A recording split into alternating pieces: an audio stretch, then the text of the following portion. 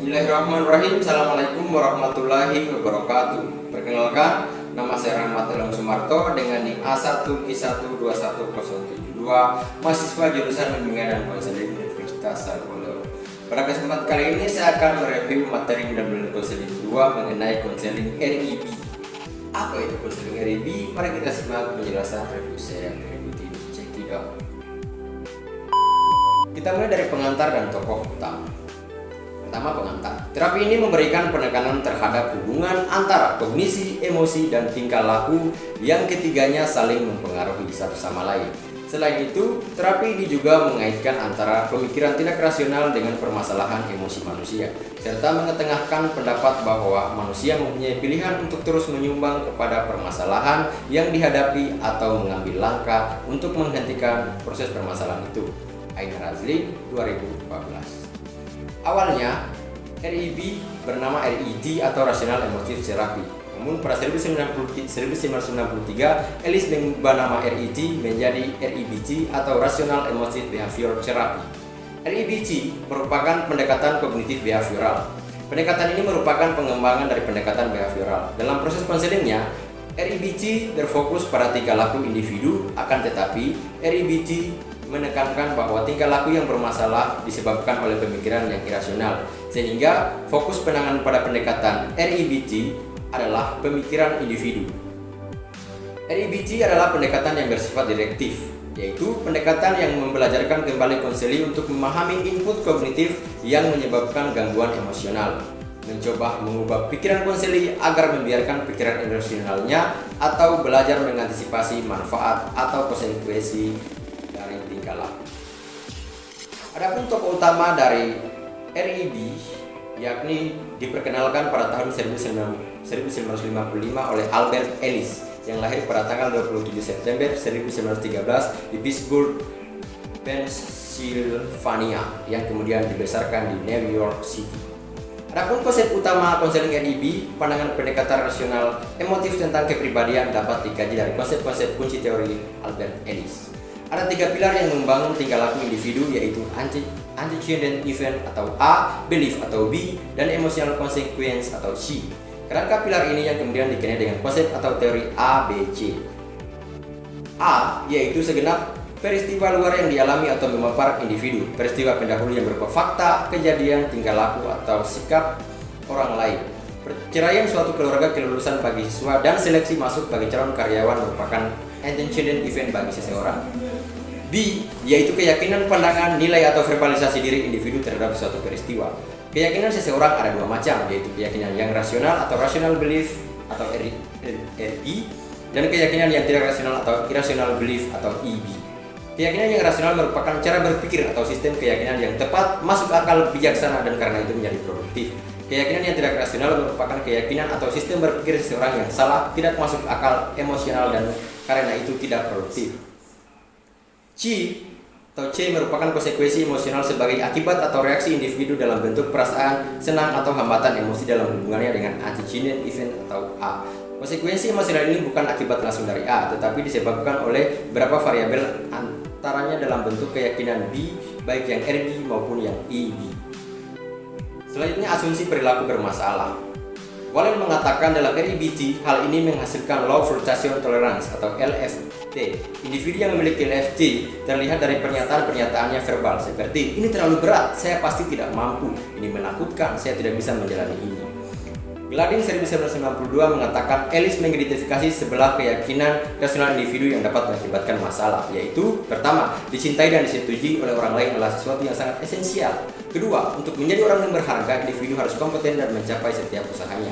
Ketiga, orang yang tidak bermoral, kriminal, dan nakal merupakan pihak yang harus disalahkan. Keempat, hal yang sangat buruk dan menyebalkan adalah bila segala sesuatu tidak terjadi seperti yang saya harapkan. Kelima, ketidakbahagiaan merupakan hasil dari peristiwa eksternal yang tidak dapat dikontrol oleh diri sendiri.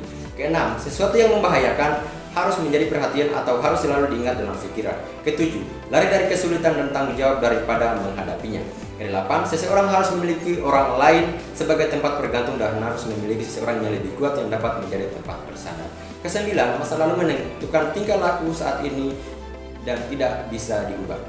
10. Individu bertanggung jawab atas masalah dan kesulitan yang dialami oleh orang lain. 11. Selalu ada jawaban yang benar untuk setiap masalah. Dengan demikian, kegagalan mendapatkan jawaban yang benar merupakan bencana.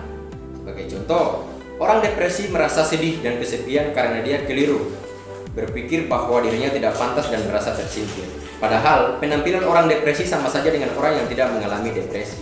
Jadi, tugas seorang terapis bukanlah menyerang perasaan sedih dan kesepian yang dialami oleh depresi, melainkan menyerang keyakinan mereka yang negatif terhadap diri sendiri. Walaupun tidak terlalu penting, bagi seorang terapis mengetahui titik utama keyakinan-keyakinan irasional tadi, namun dia harus mengerti bahwa keyakinan tersebut adalah hasil pengkondisian filosofis, yaitu kebiasaan-kebiasaan yang muncul secara otomatis. Persis seperti kebiasaan kita yang langsung mengangkat dan menjawab telepon setelah mendengarnya berdering. Dalam perspektif pendekatan konseling rasional emotif, tingkah laku bermasalah di dalamnya merupakan tingkah laku yang didasarkan pada cara berpikir yang irasional. Adapun ciri-ciri berpikir irasional, yang pertama, tidak dapat dibuktikan. Jadi dia tidak dapat dibuktikan. Kemudian B, menimbulkan perasaan tidak enak, kecemasan, kekhawatiran, prasangka yang sebenarnya tidak perlu. Kemudian C, menghalangi individu untuk berkembang dalam kehidupan sehari-hari yang efektif. D, sebab-sebab individu tidak mampu berpikir secara rasional disebabkan oleh: yang pertama, individu tidak berpikir jelas tentang saat ini dan yang akan datang antara keyakinan dan imajinasi. Kedua, individu tergantung pada perencanaan dan pemikiran orang lain. Ketiga, orang tua atau masyarakat memiliki kecenderungan berpikir irasional yang diajarkan kepada individu melalui berbagai media. Secara ringkas, Ellis mengatakan bahwa ada 3 keyakinan irasional. Yang pertama, saya harus punya kemampuan sempurna atau saya akan jadi orang yang tidak berguna. Kedua, orang lain harus memahami dan mempertimbangkan saya atau mereka akan menderita. 3, kenyataan harus memberi kebahagiaan pada saya atau saya akan binasa. Nah, selanjutnya kita melangkah ke tujuan konseling REB. Pada Rational Emotive Behavior Therapy atau REBT, ini bertujuan untuk menghilangkan gangguan emosional yang dapat merusak diri individu seperti cemas, benci, takut, rasa bersalah, dan marah yang mengakibatkan individu berpikir irasional dan melatih individu agar mampu menghadapi kenyataan hidup secara rasional dan membangkitkan kepercayaan dirinya dan kemampuan diri individu. Faiza 2018. Sedangkan dalam Tahir 2016, tujuan utama konseling dengan pendekatan Rational Emotive Behavior Therapy atau REBT adalah membantu individu menyadari bahwa mereka dapat hidup dengan lebih rasional dan lebih produktif. Nah, selanjutnya apa saja peran dan fungsi konselor? Peran konselor dalam pendekatan REBT adalah yang pertama aktif direktif, yaitu mengambil peran untuk lebih banyak untuk memberikan penjelasan terutama pada awal konseling. 2. Mengkonfrontasi pikiran irasional konseling secara langsung. 3. Menggunakan berbagai teknik untuk menstimulus konseli untuk berpikir dan mendidik kembali diri konseli sendiri. 4. Secara terus-menerus menyerang pemikiran irasional konseli. 5. Mengajak konseli untuk mengatasi masalahnya dengan kekuatan berpikir bukan emosi. 6. Bersifat didaktif. George and Christiani 1990. Selanjutnya, apa saja kelebihan dan kekurangan REBT?